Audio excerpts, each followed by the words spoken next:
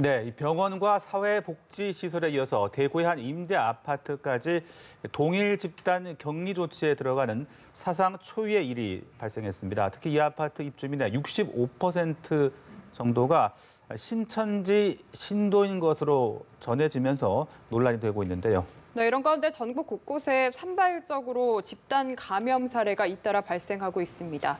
전문가와 관련 내용 짚어보겠습니다. 신현영 명지병원 가정의학과 교수 모셨습니다. 어서 오십시오. 네, 안녕하십니까. 자, 먼저 오늘 좀 가장 눈에 띄었던 소식이 아닐까 싶어요. 지금 국내 처음으로 아파트를 대상으로 이 동일 집단 격리 조치가 시행이 됐습니다. 병원 또 사회복지시설에 이어서 아파트까지 봉쇄되는 것은 이제 처음 있는 일이라서 많은 분들이 좀 놀라기도 하셨는데요. 어떤 의미로 봐야 되는 겁니까? 그러게요. 지금까지는 뭔가 생활 거주 집단을 공유하는 분들이 이렇게 집단 시설에서 이렇게 감염이 확진되는 경우가 많았었는데 같은 아파트 내에서도 이게 감염될 수 있다라는 메시지인 것 같습니다. 네. 지금 이 아파트 경우에는 100세대 한 142명이 거주를 하고 있고 46명의 확진자가 나왔다는 거죠. 이 중에 뭐 거주자 중에서는 94%가 신천지이기 때문에 여러 가지 역학조사를 통해서 개연성을 좀 더 바라봐야 되긴 하겠지만요.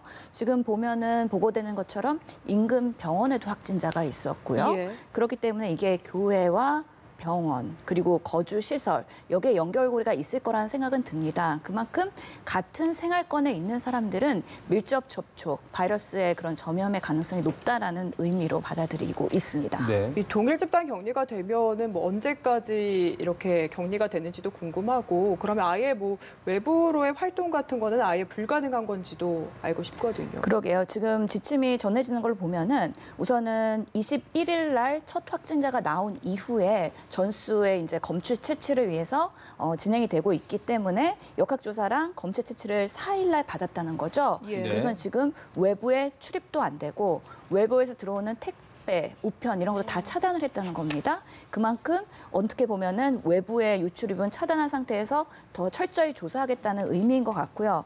지금 통보된 바로는 15일까지 격리 조치를 하면서 조금 더 그런 방역이나 역학 조사에 대한 철저한 검사를 하겠다는 것으로 보입니다. 네. 그렇다면은 이분들 가운데 음성 판정을 받았거나 또 밀접 접촉한 사람들의 경우는 15일까지 자가격리 조치를 한다고 하더라고요. 그렇죠. 네. 많이 답답하시긴 하겠지만 네. 우선적으로는 자가격리를 하면서 지금 당장 음성이라 하더라도 내 상황에서 어떤 뭐 증상이 나타나는지 변화가 있는지에 대해서 모니터링은 좀 더 필요할 것 같습니다. 네. 지금 보고된 대로 보면은 한 14명 정도가 병원으로 이미 이송돼서 치료를 네. 받고 있고 32명이 입원 대기 중에 있다고 하니까 그렇습니다. 확진자가 워낙에 다수가 있는 만큼 네. 노출의 빈도나 강도가 높을 가능성이 높아서 아마 이렇게 좀 선제적으로 한 게 아닌가 하는 생각이 네. 듭니다. 저희가 이야기를 나누는 동안에 누적 확진자 수 새로운 집계가 또 들어왔습니다. 예. 274명의 추가 확진자가 발생을 했군요. 이에 따라서 오늘 오후 4시 기준 누적 확진자 수가 7,041명으로 집계가 되고 있습니다. 네, 오늘 0시를 기준으로 6,767명이었는데 지금 270명 정도가 추가되면서 7,000명을 넘어섰습니다. 이 속도는 좀 어떻게 보고 계십니까? 일일 지금 진단되는 확진자 수의 증가수는 더 증가하고 있지는 않는 것 같습니다. 네. 그렇다고 해서 아직까지는 안정 상태라고 말할 수는 없고요. 예. 보시는 것처럼 여러 가지 소규모의 집단 감염이 지금 전국적으로 산발하고 있지 않습니까? 네네. 이런 것들을 어떻게 하면 우리가 빠르게 찾아내거나 아니면 우리가 모르는 그런 2차, 3차 감염의 바이러스 확산을 차단하기 위해서 아직까지는 그런 사회적 거리두기를 하면서 노출자와 비노출자에 대한 접촉을 끊고 그다음에 더 빠르게 발견을 해갖고 우리가 확진자를 빠르게 색출한다기보다는 빠르게 진단을 진단하고요. 하고요. 네, 네. 그분들을 어떻게 하면은 적절한 치료를 받을 수 있는가에 대해서 이제 전국적인 시스템을 가동해야 된다는 의미가 되는 거죠. 네, 그러니까 저희가 주중에는 이제 신규 확진자 수 증가세가 다소 좀 감소라는 모습을 보이기도 했는데 예. 다시 지금 거의 엇비슷하게 지금 환자 수가 늘고 있는 것 같습니다. 그러니까 아직까지는 그 같은 뭐 증가 폭이 좀 감소된다는 것에 큰 의미를 부여할 수는 없다고 봐야 되겠습니까? 그렇죠. 네. 우리가 보통은 이때까지는 방역의 작업을 대구 경북 지역의 신천지 유증상자 그다음에 무증상자, 그다음에 대구 일반 시민 예. 이렇게 검사를 하고 있는데 처음엔 확진 비율이 높았다가 지금 좀 떨어지긴 했지만 일반 대구 시민들한테도 지금 확진의 비율이 상당히 높다는 거죠. 9%, 10% 정도 되는 걸로 보고가 되고 있는데요. 네. 그만큼 우리가 생각하지 못했던 곳에서 이 바이러스의 2차, 3차의 감염이 소소하게 계속 일어나고 있을 수 있다라는 의미입니다. 그렇기 때문에 이런 것들을 앞으로는 어떻게 우리가 모니터링하고 빠르게 확인할 것이냐. 이게 앞으로의 확산을 어떻게 컨트롤하느냐의 중요한 관건이 될 것 같다는 생각이 듭니다. 지난 16일에 신천지 마지막 예배가 있었고요. 3월 1일을 기준으로 이 신천지 교인들의 잠복기는 끝난 상황이거든요. 그래서 사실 저희가 이번 주에 더욱더 집중을 했던 것 같은데 이렇게 되면 뭔가 추가적인 집단 감염이나 대구 경북 지역의 추가적인 감염이 더 확산됐다라고 저희가 생각을 해도 되는 겁니까? 아직까지는 그렇게 단언하기는 어려운데요. 말씀하신 네. 것처럼 2월 16일 날 슈퍼 전파 사건이 마지막으로 있었다고 가정을 하면 지금 뭐 3주까지 확장해가지고 격리하면서 본 게 3월 8일 마지노선이었고요. 앞으로 이제 첫 주, 둘째 주가 이제 뭔가 그런 중요한 기점에 있다라고 정부에서도 판단을 하고 있는데 지금이 이제 어느 정도의 자가격리 시간이 마무리되는 상황에서 예. 더 확진자가 늘어난다 그러면 우리가 모르는 그 신천지 집단 발생을 중심으로 했을 때 2차, 3차, 4차, 5차까지도 발생했구나라고 간접적으로 알 수가 있는 거고요. 네. 만약에 이 상황에서 안정세로 계속 하루의 확진자 수가 줄게 되면은 그래도 어느 정도 이 슈퍼 전파 사건에 대해서는 통제가 됐다라고 판단을 할 수가 있는 상황인데요. 아직까지는 계속해서 예. 몇백 건의 그런 확진자 수가 발생하는 걸로 봐서는 아직까지 통제가 됐다라고 얘기하기는 이르고요. 하지만 우리가 예상하지 못했던 다른 지역에서의 이런 소규모 집단 감염이 발생하는 만큼 이제 우리가 관심을 가져야 될 거는 이런 시설이나 생활 입소할 수 있는 곳들에서 우리가 모르던 바이러스 확진자가 나오는지 예. 그렇다면 그들이 더 많은 피해를 주지 않도록 빠르게 모니터링하는 시스템이 이제는 필요하지 않을까 생각하는 말씀하신 대로 시점입니다. 이제 신천지 관련자 분들에 대한 검사가 이제 어느 정도 마무리가 돼 가고 있기 때문에 예. 이제 이번 주말 거치고 다음 주 정도면 이제 조금 한 고비는 넘기는 게 아니냐는 그런 분석들도 나왔거든요. 예.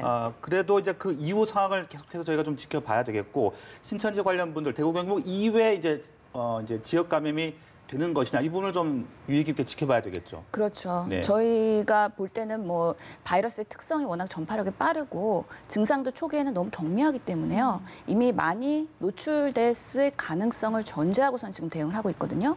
그러면서는 전국적으로 지금 뭐 분당 재생병원 아니면 여러 요양원 이런 데서 소소히 계속 예. 집단 감염이 발생하고 있는 만큼 네. 아직까지는 긴장의 끈을 놓지 말고 앞으로 더 진행하고 팬데믹으로 가는 거를 어떻게 하면 우리가 예방할까에 대한 그런 노력들을 이제 더 선제적으로 해야 되지 않을까 싶습니다. 네. 그리고 오후 4시 기준은 아직 발표가 안 됐는데 최근까지 상황을 보면은 대구 지역의 확진자 수는 정체 정도 안정화되는 모습이고 경북 지역의 확진자가 좀 많이 크게 느는 것 같더라고요. 이런 현상은 어떻게 좀 전문가로서 보고 계십니까? 그렇죠. 뭐 충분히 예상할 수 있는 부분이죠. 한 곳에서 슈퍼 전파 사건이 있으면 여기를 집중적으로 우리가 통제를 하고 검사를 하면 당연히 여기는 어느 정도 통제가 되지만 여기서 전파된 여러 가지 바이러스가 이제 다른 인접 지역으로 확산되는 경향이 당연히 있을 거고요. 예. 더더욱이 우리나라는 워낙에 일일 생활권이고 인구 밀도가 높기 때문에요. 네. 이렇게 다른 지역으로의 전파되는 것들을 일일이 낱낱이 다 찾아내는 거는 쉽지는 않을 것이다. 그런 면에서 짧은 시간 동안에 이런 여러 확산의 정도를 통제하는 게 어려운 부분이기 때문에 조금 더 빠르게 대응할 수 있는 시스템이 필요하다라는 생각은 듭니다. 네, 물론 뭐 예상을 한다는 게 쉽지는 않겠습니다만은 교수님 보시기에는 좀 한 고비 넘기는 시기, 그래도 조금 증가세가 꺾이는 시기 어느 정도로 좀 예상해 볼 수 있겠습니까? 저희는 앞으로 더 확산될 거라고 보기 때문에요. 아, 네. 확산된다고요? 예. 고비라고 뭐 그래도 안정세라고 확산세가 하기- 조금 누그러지는 그런 시기라고 해야 될까요? 예, 그 누구도 예측하지 못하죠. 사실 네. 이게 우리나라만의 문제가 아니고요.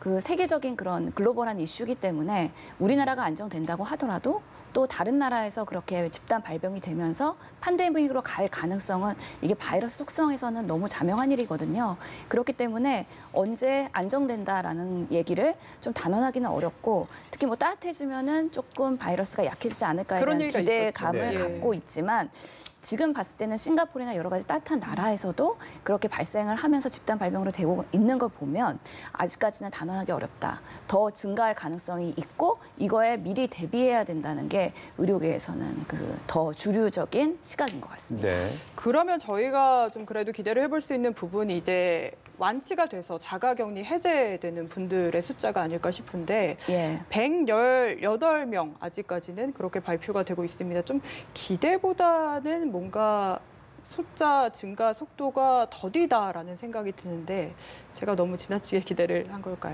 아니요. 그럼에도 불구하고 이게 워낙에 경중의 비율이 80% 정도로 우리가 예상을 하고 있고요. 그다음에 초기에는 우리가 그런 자가격리를 해제하는 기준이 많이 빡빡했습니다. 예. 그렇기 때문에 그런 숫자들이 네. 적었던 거고요. 이제 우리가 2월 달에 이렇게 확진자의 총량이 확 올라가지 않았습니까? 그러면서 자가격리를 하는 분들이 꽤 많았기 때문에 예. 어느 순간 3월 달 중반 이후가 되면은 해제되는 분들이 상당량 나올 거라고 생각이 됩니다. 네. 그렇기 때문에 뭐 아직까지는 뭐 조금 더 지켜보긴 해야 되겠지만요. 우리가 바이러스의 속성이 보통은 보면은 질본에서도 브리핑할 때 보면 확진되더라도 임상 증상이 나타나고 3주 정도 되면 바이러스 양이 충분히 떨어진다. 예. 그렇기 때문에 자가격리를 꼭 검사를 안 하더라도 해제할 수 있다라고 얘기하지 않았습니까?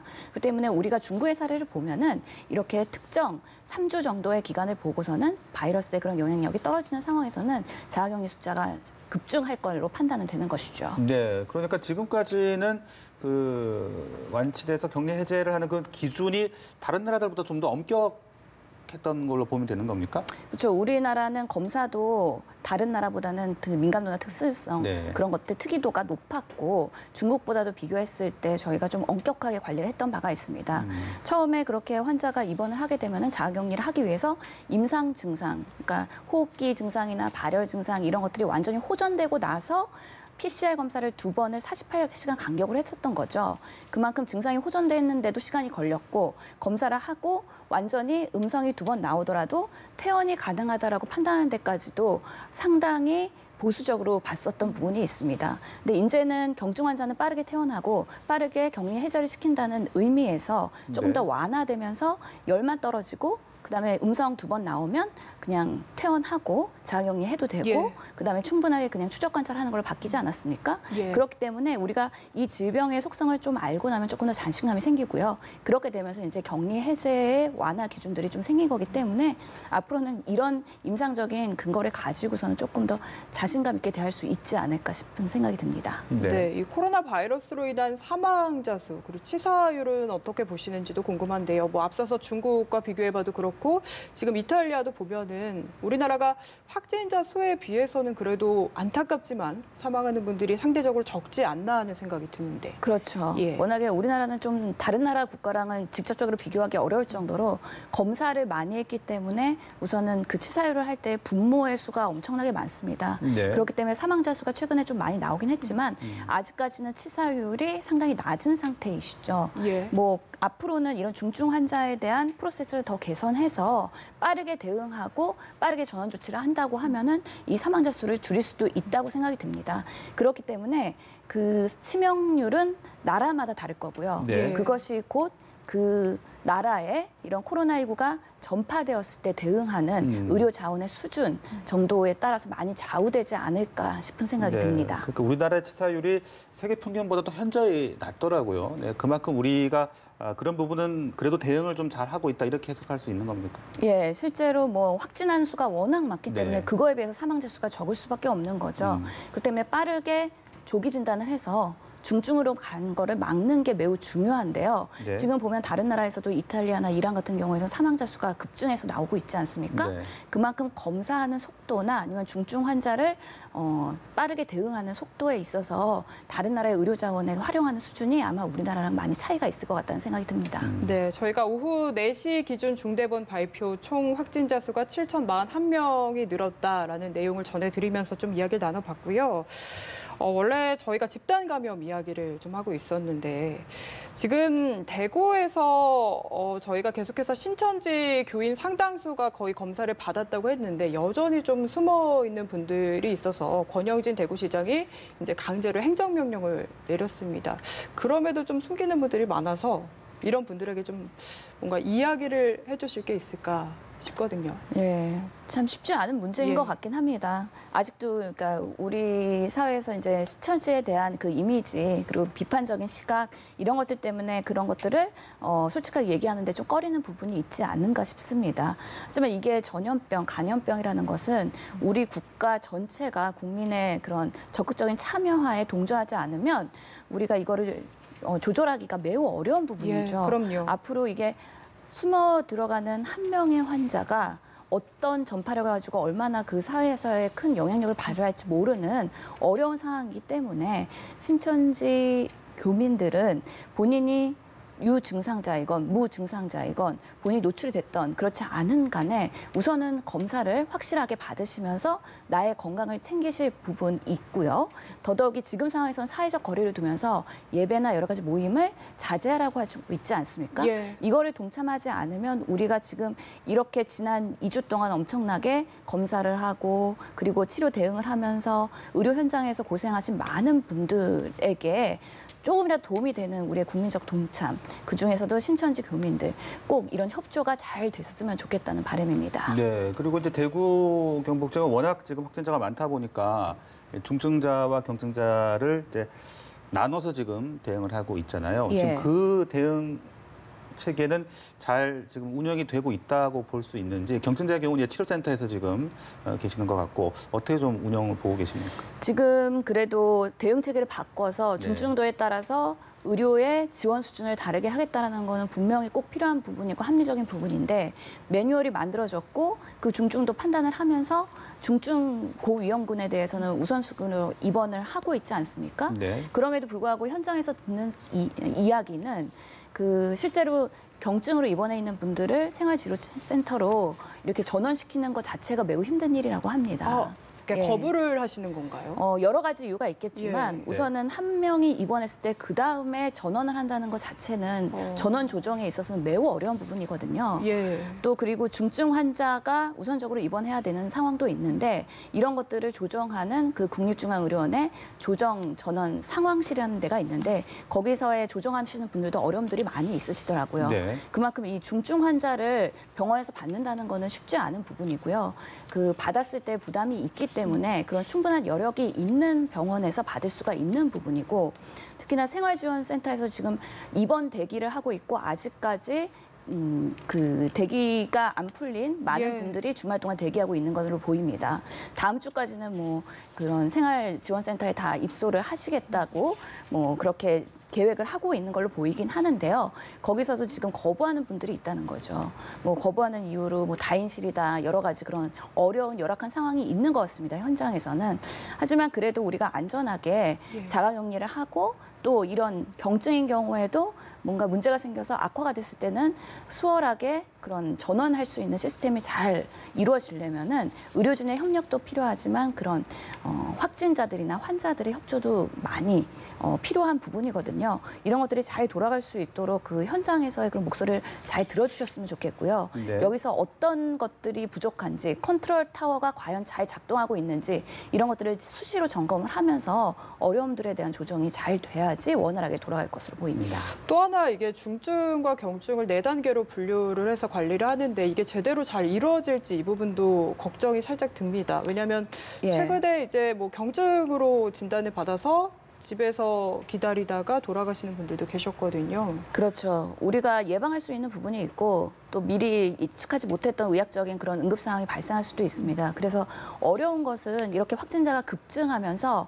발생하면 확진이 되면 곧바로 중증도가 판단이 돼야 되지 않겠습니까? 예. 그러려면 여러 가지 체크해야 될 부분이 있고 그러려면은 현장에 의사들이 많이 있어야 됩니다. 그런 것들이 원활하게 돌아가기 위해서는 좀 더 의료 자원이 충분히 구비가 돼야 되는 부분이 있고요.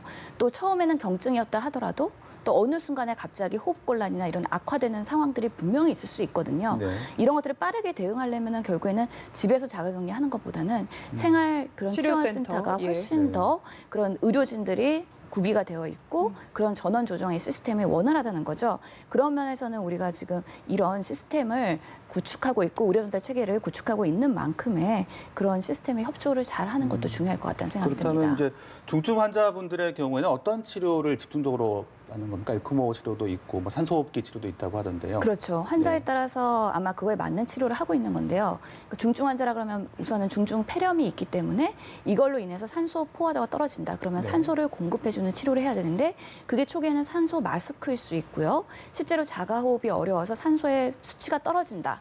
그런 경우에는 인공호흡, 기계호흡을 할 수가 있겠죠.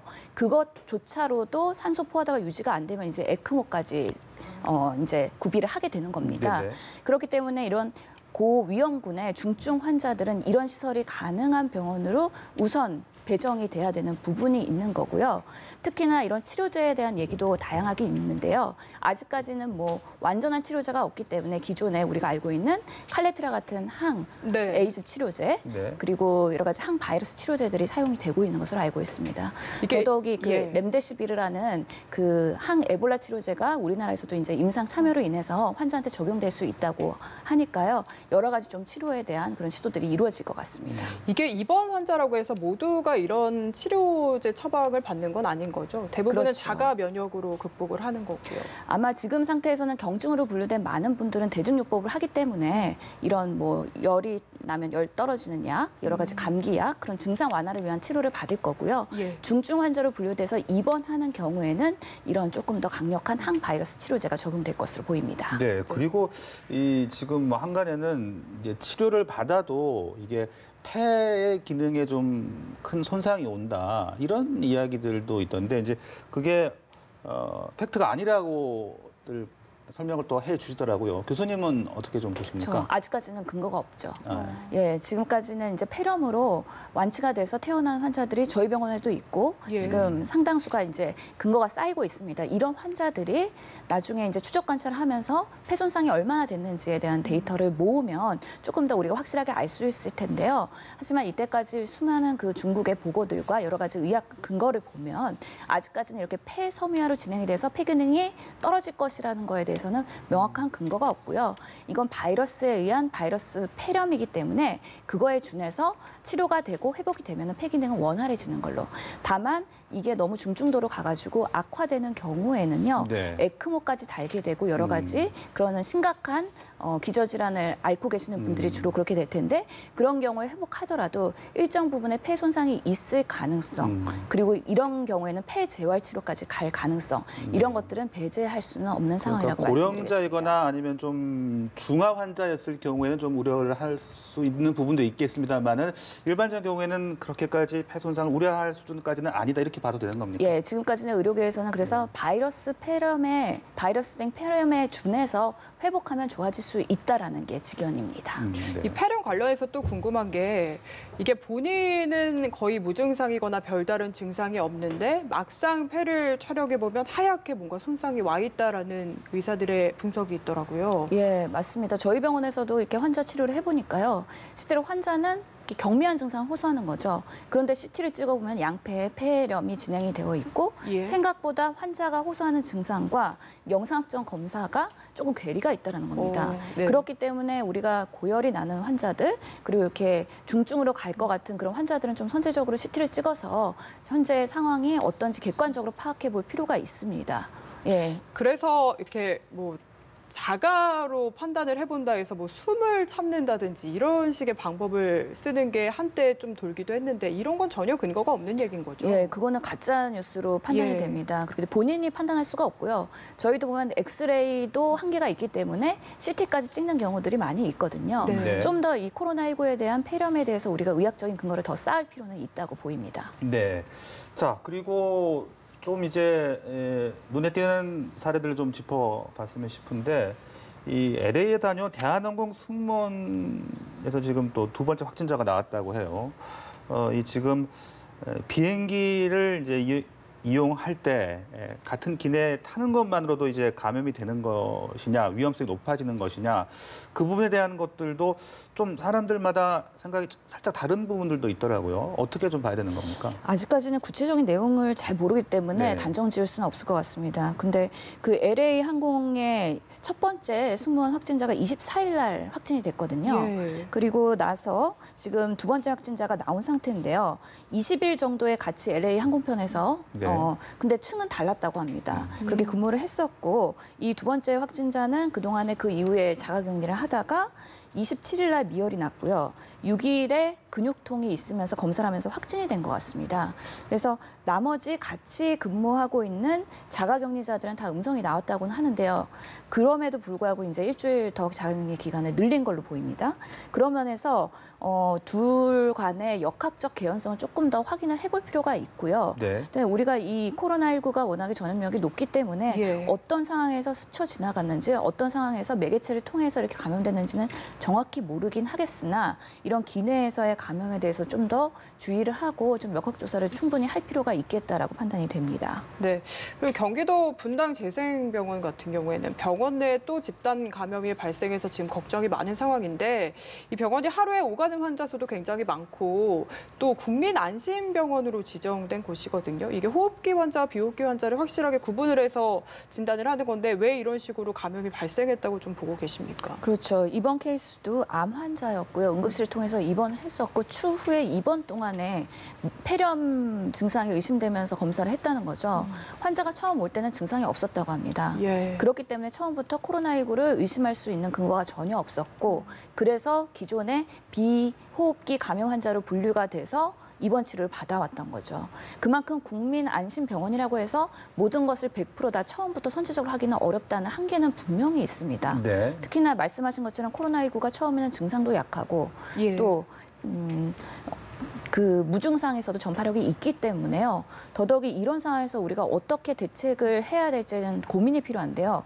저희 병원도 국민안심병원으로서 지금 그런 한 명이라도 노출이 되면 병원이 폐쇄되는 위기까지 있기 네. 때문에 긴장의 끈을 놓지 않고 있거든요. 그런 면에서는 모든 환자가 코로나19에 노출될 가능성이 있다는 전제하에서 입원 환자의 경우에는 코로나19를 먼저 검사를 하고 거기서 음성으로 확인이 되면 일반 병실에 입원하는 시스템으로 조금 더 보수적이면서 선제적인 방법을 취하고 있다는 것도 말씀드리겠습니다. 네, 참 안타깝게도 49번째 사망자가 나왔어요.